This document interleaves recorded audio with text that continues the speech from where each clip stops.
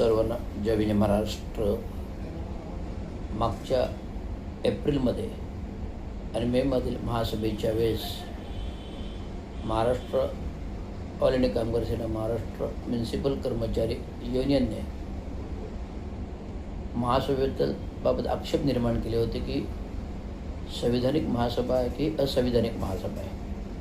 कारण जानेवारीमध्ये निवडणुका झाल्या, फेब्रुवारीमध्ये महापौर बसले,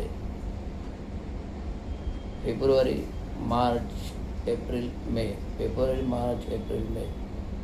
महासभा गठीत होऊन 4 महिने झाले. महापौर प्रस्थापित झाले, उपमहापौर प्रस्थापित झाले, गटनेता सभागृहनेता प्रस्थापित झाले, विरोधी पक्षनेतेपदी गटनेतेपदी त्या पक्षाचे प्रस्थापित झाले.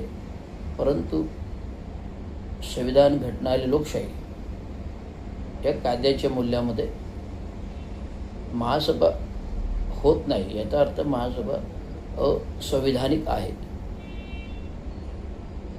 माननीय नगरविकास मंत्री तथा उपमुख्यमंत्री तथा नगरविकास मंत्री यांच्या स्वतःच्या स्वाक्षराने GR आहेत. स्वीकृत सदस्य कधी गठीत करणार, स्वीकृत सदस्य कधी निवड करणार आणि स्टँडिंग कमिटी कधी गठीत करणार.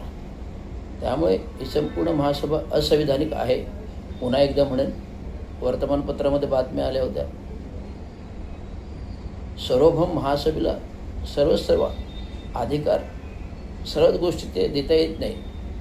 संविधानिक गोष्टीच्या घटनेच्या तरतुदी, संविधानिक घटनेच्या तरतुदीमध्ये लोकशाहीमध्ये महापौर उपमहापौर जशी असतात, महासभा जशी असते, तसं स्थायी समिती हा भाग दिलेला आहे. त्याच्यामध्ये महानगरपालिकेच्या आर्थिक घडामोडी याचं विश्लेषण होतं, ठराव होतात, मंजुऱ्या होतात आणि महासभेच्या स्तरावरती एवढ्या मोठ्या 131 पातळीच्या नगरसेवकांनी प्रत्येक प्रस्तावाची चर्चा होऊ शकत नाही. त्याच्यामुळे प्रत्येक प्रस्तावाची चर्चा होऊ शकत नाही. आता मागच्या महासभेमध्ये, त्याच्या मागच्या महासभेमध्ये जे 300, 250 असे काही प्रस्ताव आले, मंजूर. त्यामुळे प्रत्येक प्रस्तावाचं चर्चा होणे आवश्यकता आहे. कारण टॅक्सपेअर नागरिक आहेत, त्यांचे महत्त्वाचे मुद्दे आहेत. त्यामुळे हे मुद्दे नगरसेवकच महासभेत उचलतात. त्याच्यामुळे प्रत्येक प्रस्तावाची चर्चा झाली पाहिजे.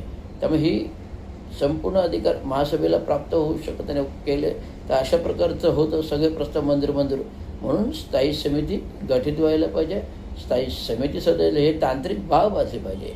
ही तांत्रिक बाब नसल्यामुळे सगळे प्रस्ताव असे मंजूर केले जातात. त्यामुळे विषय चर्चेत होत नाही. जर स्थायी समिती झाली तर स्थायी समिती लेवलला हे प्रस्ताव चर्चा होते. त्यामुळे मी पुन्हा एकदा उद्या महासभेच्या निषेध म्हणून महानगरपालिकेच्या गेटसमोर बसणार आहे. फ्लेक्स लावून निषेध म्हणून बसणार आहे आणि काळी रिबीन लावून. त्यामुळे मित्रपक्षांना सांगतो, काळी रिबीन लावा, निषेध नोंदवा. विरोधी पक्षांना सांगतो, काळी रिबीन लावा, निषेध नोंदवा. असे घटनाबाह्य जर महासभा चालत असेल तर त्याचा निषेध आहे. हा संविधानाचा अपमान आहे, घटनेचा अपमान आहे, लोकशाहीचा अपमान आहे. जसं विधानसभेमध्ये विरोधी पक्ष नेता नाही, संसद अधिवेशन, विधानसभा, विधान परिषदेचे अधिवेशन हे संविधान आणि घटनेवरती चालतात. त्यामुळे विधानसभेमध्ये विरोधी पक्ष नसल्यामुळे तसं काही महानगरपालिकेच्या राजकारणामध्ये ठाण्यातलं महानगरपालिकेचं महासभा अशा प्रकारे चालवायची आहे का? त्यामुळे कुठेतरी हा संविधानाचा अपमान आहे, घटनेचा अपमान आहे आणि त्याचा निषेध हा जरूर आपण नागरिक आणि लोकप्रतिनिधी नोंदवायला पाहिजे. धन्यवाद. जय विजय महाराष्ट्र.